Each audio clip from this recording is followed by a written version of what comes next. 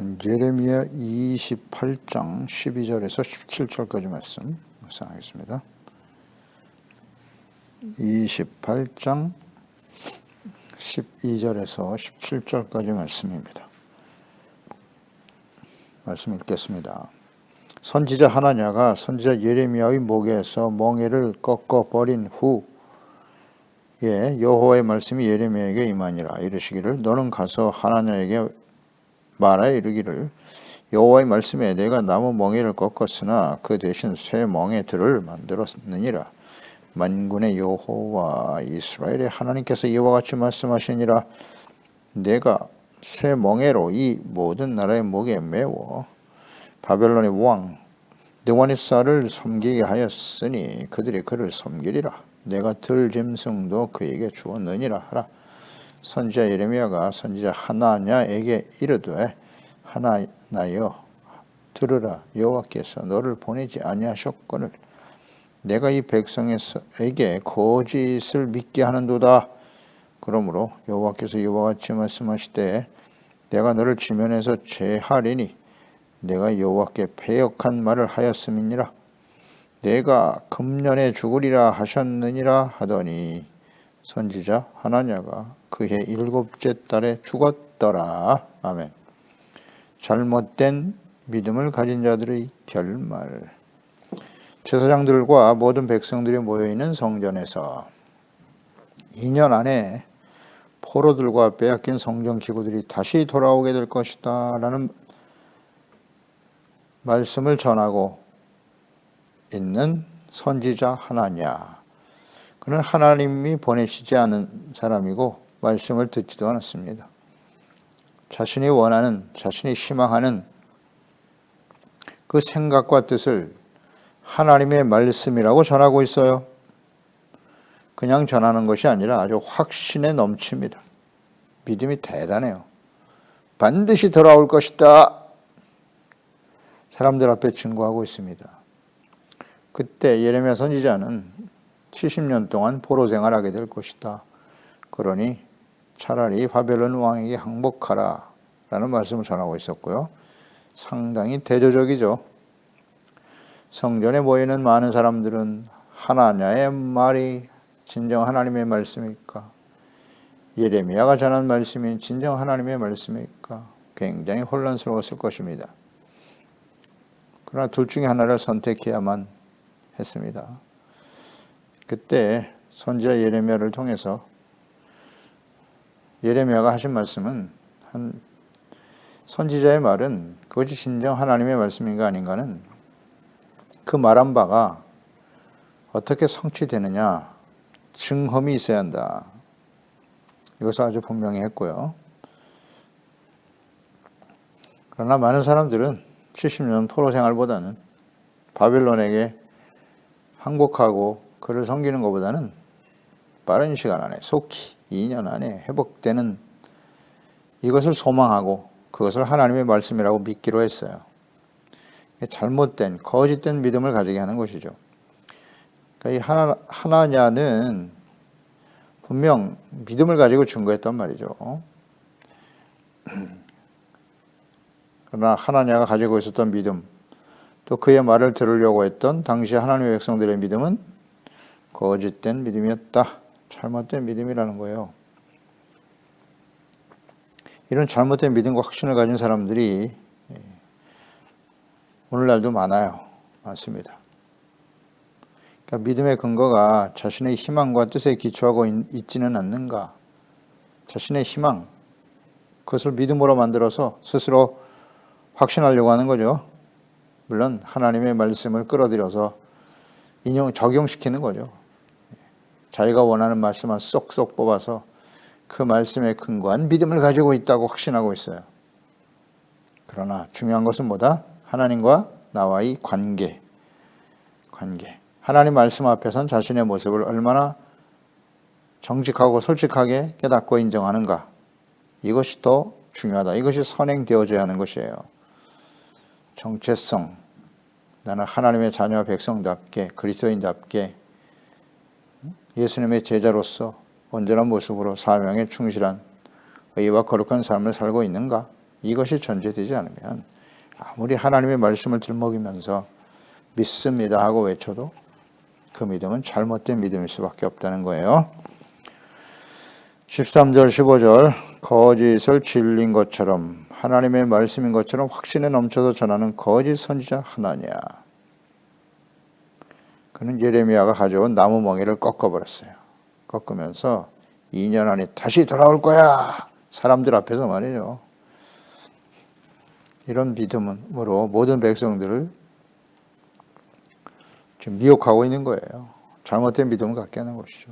그때 하나님께서는 선지자에게 다시 말씀을 전하죠. 새 멍에를 만들어서 모든 나라의 목에 매워 느부갓네살을 섬기게 할 것이다. 나무 멍에를 꺾었다고? 그러면 내가 새 멍에를 만들어 주마. 도저히 극복할 수 없다는 거예요. 바벨론 느부갓네살 왕을 피할 수 없다. 대적할 수 없다. 왜? 하나님이 하시는 일이기 때문에. 이걸 깨달아야죠. 하나님이 하시는 일이잖아요. 이걸 겸손히 받아들이면 되는데 이게 잘 안 됩니다. 잘 안 돼요. 마지막 심판을 향해 달려가는 하나님의 백성들의 모습이다.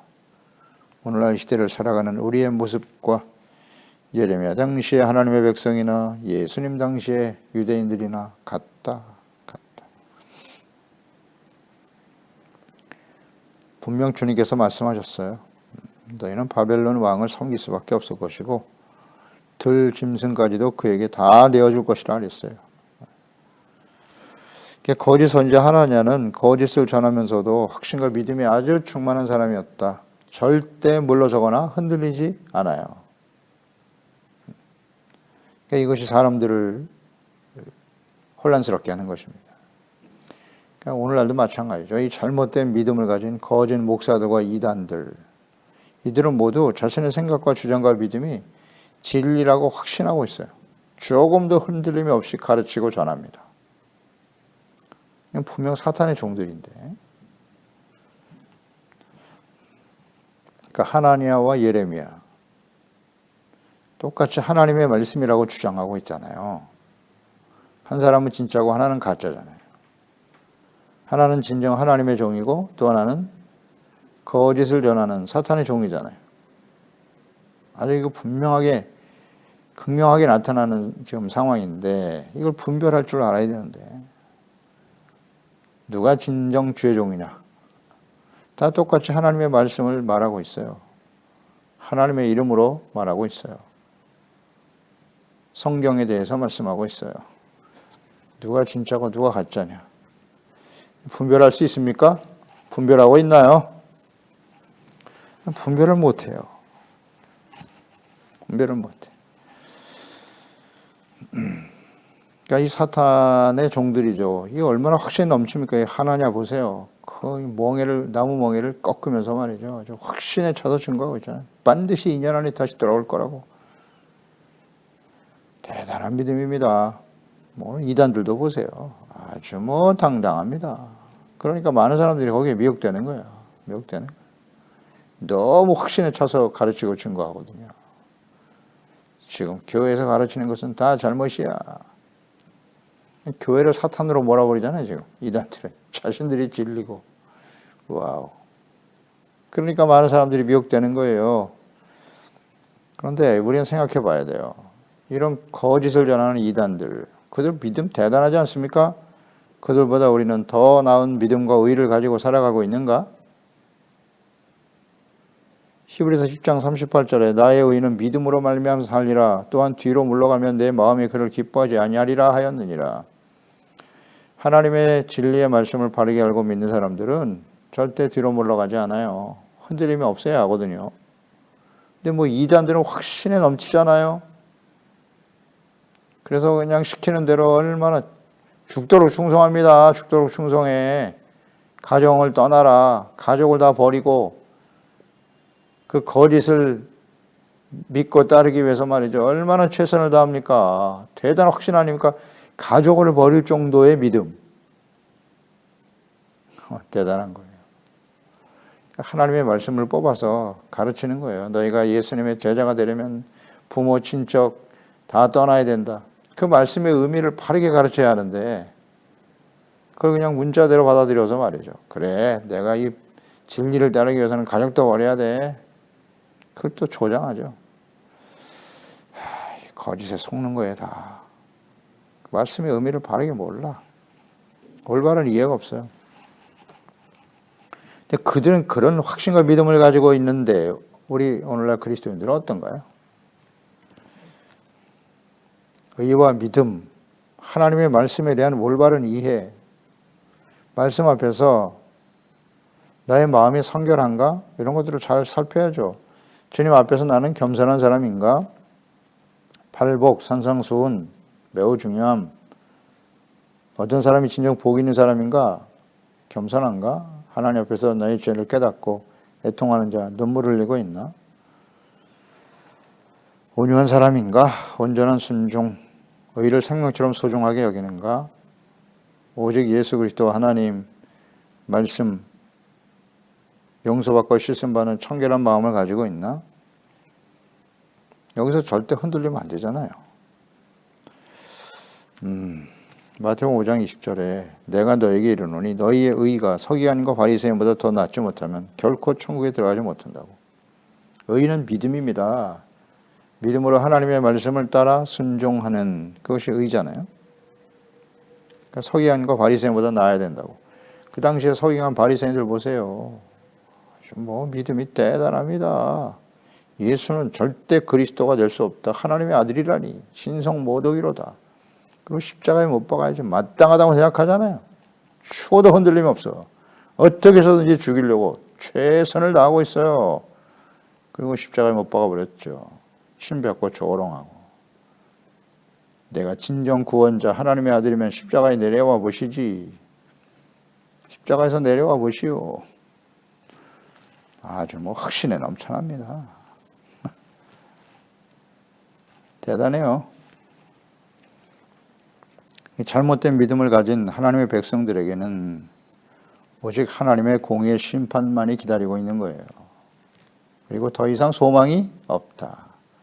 잘못된 믿음, 이거 정말 조심해야 됩니다. 거짓된 믿음. 다 하나님의 이름을 들먹이고 예수 그리스도의 이름을 들먹이면서 말씀을 전하고 가르친다니까요.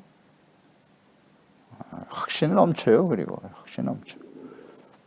믿음, 소망, 사랑 모두 영원한 것이라고 하셨는데, 근데 그 믿음, 소망, 사랑이 잘못될 수도 있다는 거잖아요. 하나님의 말씀에 기초해야 된다. 다 하나님의 말씀을 가지고 말해요. 이단, 거짓 목사들. 믿음, 소망, 사랑. 그러니까 말씀을 잘못 해석하고 적용하는 것을 정말 조심해야 된단 말이죠. 이 잘못된 해석과 적용을 가지고 그 위에 기반된 믿음을 강조한단 말이죠. 하나냐도 보세요. 하나님의 말씀이다. 2년 안에 돌아온다. 왜? 하나님은 자비와 긍휼의 하나님이시고 전능하신 하나님이시고 우리의 영원한 언약의 하나님이 아니시냐. 자신들이 얼마나 부패하고 패역하고 악하다는 생각은 하지 않고 말이죠. 그러니까 하나님의 말씀을 이렇게 인위적으로 잘못 해석하고 적용하는 건 정말 조심해야 됩니다.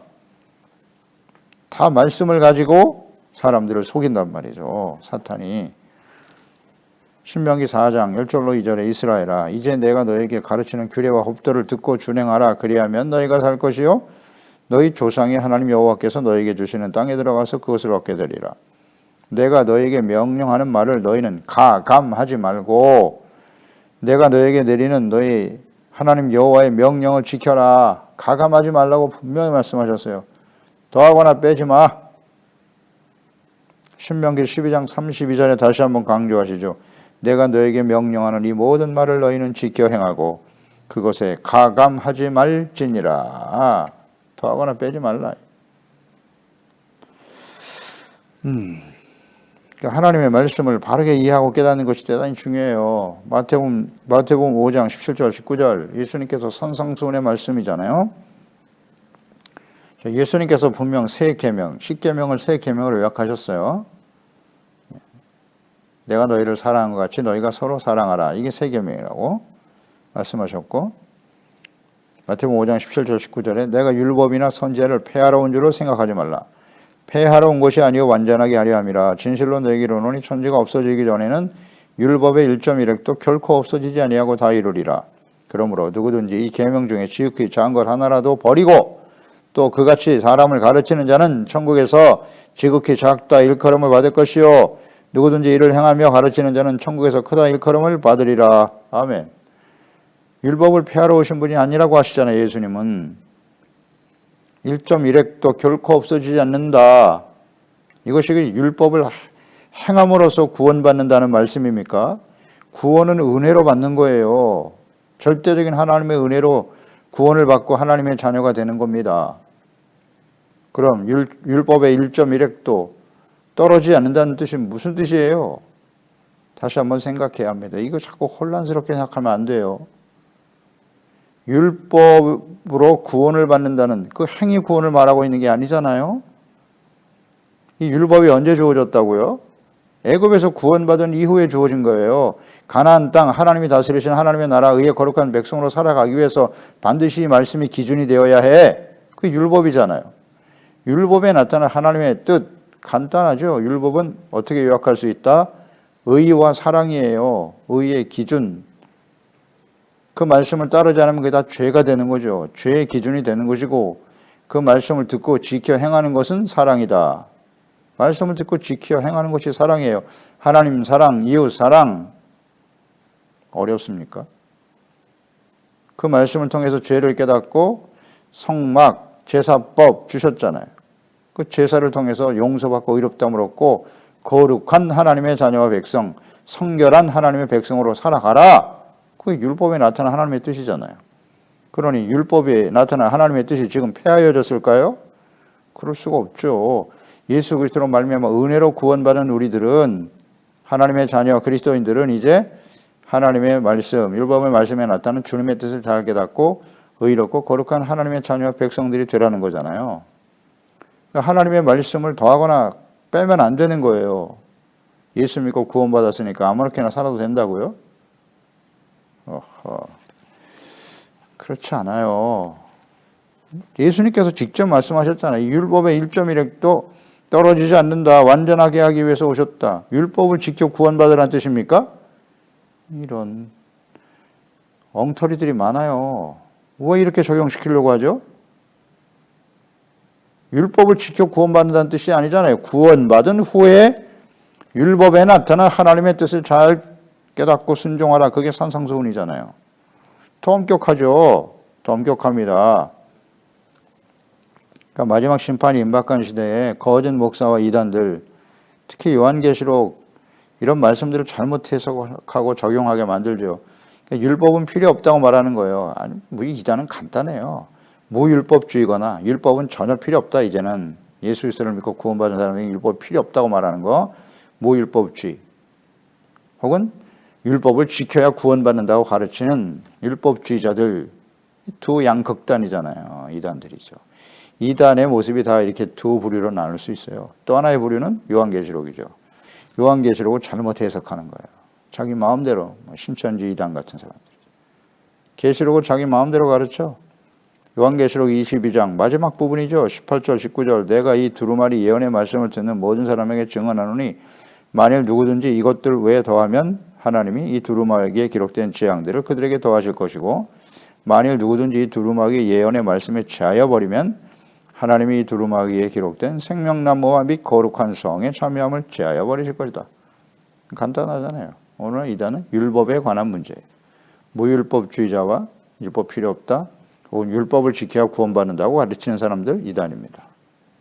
또 하나는 요한계시록이죠. 요한계시록의 말씀을 잘못 해석하는, 임의로 해석하는 거죠. 자기 마음대로 적용하는 거죠. 이것이 곧 이단입니다. 뭐 간단해요. 복잡하지 않아요. 거짓 목사들도 마찬가지고요. 이 부분에 대한 이해가 없어요. 이해가.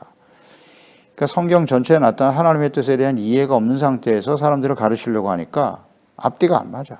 자기가 무슨 말을 하고 있는지도 몰라. 왜 그래요? 하나님의 성령으로 거듭나지 않았기 때문에. 하나님의 영으로 거듭나고 성령님의 인도하심을 따라 이 성경 말씀을 대하면 이게 다 이해가 됩니다. 어렵지 않아요. 성도들 역시도 분별력이 없거든요. 성령으로 거듭나지 못하고 지혜와 총명의 영이신 성령의 인도하심을 따르지 못하는,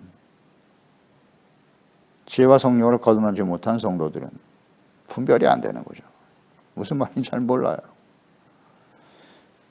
왜 이런 예들이 성경에 많이 있잖아요. 성령 충만하지 못했던 아볼로 같은 사람 보세요. 아볼로는 스스로 성경을 연구해서 그리스도에 대해서 증거했던 사람이에요. 그런데 성령의 충만함을 받았던 브리스길라와 아굴라가 아볼로를 만났어요. 당신 하나님의 말씀을 잘 아는 것 같은데 그분이 예수 그리스도라는 사실을 성령으로 거듭나 성령 충만함을 받으면 이 모든 것이 다 이해가 된다. 평신도인 그들이 하나님의 말씀을 가르치는 아볼로를 오히려 가르치잖아요. 그렇습니다. 성령으로 거듭나고 충만한 것이 얼마나 중요한데 지혜와 성령, 지혜와 총명이신 성령으로 거듭나지 못하면요, 주님의 말씀을 바르게 이해하지 못해요. 목사라고 해서 다 완전한 게 아니에요. 잘못 가르칠 수 있어요. 조심해야 합니다. 거짓 선지자 하나냐의 확신과 잘못된 믿음으로 전하는 말, 2년 안에 다시 돌아올 것이라는 희망이 가득 찬 말은 바벨론의 공격을 받고 포로로 끌려가는 절망적인 상황에서 당시 예루살렘 백성들은 예레미야 말보다 더욱 신뢰를 얻게 돼요. 그래서 그의 말을 듣고 회개하고 돌이키기보다는 현실적인 어려움에서 벗어나려고 하는 잘못된 희망과 욕구를 가지게 했단 말이에요. 잘못된 믿음을 갖게 했단 말이에요. 매우 위험한 일입니다. 그러니까 평안과 기쁨이 주어지는지, 어떻게 평안이 찾아오는가, 하나님의 백성들에게 평안과 기쁨이 어떻게 주어지는 것인가, 이걸 모른단 말이에요. 하나님의 백성들이. 다시 한번 강조합니다. 의의가 회복되지 않은 상태에서는 평안과 기쁨은 없다. 그건 다 가짜예요. 거짓입니다. 로마서 14장 17절, 하나님의 나라는 먹는 것과 마시는 것에 있는 것이 아니요 오직 성령 안에서 의와 평안과 희락이다. 의가 전제되지 않는 평안과 기쁨은 없습니다. 악인에게는 평안이 없다. 다시 한번 강조합니다. 예레미야서에서 끊임없이 강조돼요. 이미 이사야 선지자를 통해서 말씀하신 바이고, 하나님의 백성들에게 있어서 하나님의 백성이 아는 사람들은 악을 행하면서도 평안이 있다고 말하겠죠. 진실이 아니죠. 특별히 하나님의 자녀 백성들에게는 악인에게는 평안이 없다는 사실을 분명히 해야 됩니다. 의의가 없는 평안은 없어요. 의의가 없는 기쁨은 없습니다. 아멘. 의의가 회복돼야 되는 거예요. 그러니까 지금 거짓 선지자는 의에 대해서 말하지 않고 무조건 이 환난과 시련, 절망적인 상황에 2년 안에 회복될 것이다, 속히 이루어질 것이라고 하는 자신들의 희망이죠. 자신들의 욕구죠. 욕망이죠. 소원이죠. 이것을 하나님의 말씀을 끌어들여서 믿음을 갖는다고 강조한단 말이에요. 이 거짓이잖아요. 의가 회복되는 곳에 평안과 기쁨이 있다. 절대 진리. 그럼 예수 그리스도를 믿고 우리가 의롭다함을 얻었는데요. 그렇죠. 그것은 하나님의 은혜로 죄사함 받고, 죄사함 받았다는 것은 죄를 깨닫고 회개했다는 거예요. 그걸 전제로 하는 거예요. 회개하지 않는 곳엔 하나님의 용서와 자비도 없어요. 그냥 종교 생활하고 교회 등록을 했고 세례를 받았다고 해서 그 형식 자체가 우리를 의롭게 만든 것입니까? 착각하면 안 됩니다. 이 잘못 가르치면 안 돼요. 진실로 하나님 앞에서, 주님의 말씀 앞에서 내가 심각한 죄인이라는 사실을 인정하고 교만하게 살았잖아요. 자기중심으로 살았고 눈앞에 보이는 이익과 재물을 의지하며 주인으로 섬기며 살았지 않습니까? 그보다 더 가치 있는 일이 있구나. 그것이 뭐냐? 후스티시아, 의죠, 의. 우리가 어떻게 의롭다함을 얻을 수 있겠는가? 죄를 깨닫고 자백하는 겁니다. 그래서 용서받을 때 의롭다함을 얻게 되는 거죠. 그러면 그 이후에 우리는 완전한 사람이 되었나요? 아니요. 왜 이거 간단한 진리를 인정하지 않나요? 예수 믿고 구원받았으니까 완벽한 의인이 되어서 아무렇게나 말하고 행동해도 그게 다 의가 되는 것입니까? 그러면 하나님께서 왜 애굽에서 구원받은 하나님의 백성 가나안 땅에 들어가기 전에 이 십계명의 말씀을, 이 율법의 말씀, 성막을 주셨겠습니까? 이 뜻을 몰라요. 이 말씀을 떠나니까 결국 하나님의 백성도 멸망의 길을 가고 말잖아요. 공의 앞에 서게 된다는 사실, 이건 정말 간단한 진리인데 이걸 이해를 못하고 있어요. 골로새 1장 21절 23절에 전에 악한 행실로 멀리 떠나 마음으로 원수가 되었던 너희를 이제는 그의 육체의 죽음으로 말미암아 화목하게 하셨다. 너희를 거룩하고 흠없고 책망받을 것이 없는 자로 그 앞에 세우고자 하셨으니. 예수님이 왜 죽으셨다고요? 육체의 죽음으로 말미암아 화목, 하나님과 우리가 화목되게 하시기 위해서, 또 거룩하고 흠이 없고 책망받을 것이 없는 자로 세우고자 하셨다. 이거 십자가를 지신 하나님의 뜻이란 말이죠. 만일 너희가 믿음에 거하고 터 위에 굳게 서서 너희 들은 바 복음의 소망에서 흔들리지 아니하면 그리하리라. 아멘. 예수님이 십자가에 죽으신, 왜 우리를 위해서 피 흘려 죽으셨나요? 죄사함 받고 의롭다함을 얻어 거룩하고 흠이 없고 책망받을 것이 없는 자로 하나님 앞에 세우기 위해서 십자가를 지시고, 이게 진정한 화목이란 말이죠. 거룩함, 흠이 없고 책망받을 것이 없는, 죄가 사라진 곳에 용서받고 의롭다함을 얻은 곳에 평안이 임하는 거예요. 화목이 임하는 거고. 모르면 안 되죠. 거짓을 전하며 하나님의 백성들을 미혹하고 회개하고 돌이키지 못하게 하고 헛된 믿음과 소망을 가지게 하는 거짓 선지자 하나님에 대한 하나님의 보응은 어떠합니까? 16, 17절이죠. 그러므로 여호와께서 이와 같이 말씀하시되 내가 너를 지면에서 자리니 내가 여호와께 패역한 말을 하였음이라. 내가 금년에 죽으리라 하셨느니라 하더니 선지자가 하나냐가 그해 7째 달에 죽었더라. 거짓을 전함으로써 사람들의 백성들에게 잘못된 믿음을 갖게 하잖아요. 심한 고문을 하고 있는 거예요 지금. 그래서 하나님이 이거 안 되겠다, 제어해버려야 되겠다. 돌이키질 않아요. 예레미야가 아무리 말씀을 전해줘도 믿지 않고 얼마나 거짓된 믿음에 확신이 넘치는지 말이죠. 그러니까 하나님이 안 되겠다, 너 금년에 죽을 거야. 이 말이 선포됐네요. 사람들 앞에, 백성들 앞에서. 그리고 그 해 7월에 죽었다 그랬습니다. 뭐 이렇게 속히 죽게 하셨을까요? 이 거짓 선지자 하나냐를 죽게 하심으로써 성전 앞에서 거짓 선지자 하나냐와 참 선지자 예레미야 말을 들었던 하나님의 백성들에게 어떤 말씀이 참 하나님의 말씀인지를 깨닫게 하기 위해서, 그래서 죽게 하신 겁니다. 말씀을 하셨잖아요. 올해 안에 죽을 거야. 그리고 죽었다. 7월에 죽었다 그랬잖아요. 그러니까 이 말씀의 시작이 28장의 시작을 보세요. 이 성전 앞에서 하나냐와 예레미야가 함께 백성들 앞에 말씀을 전하고 있을 때가 언제냐? 시드기야 왕 4년 5월 달이었단 말이에요. 그런데 7월에 죽었어요. 2달 만에 죽임을 당하게 된 것입니다.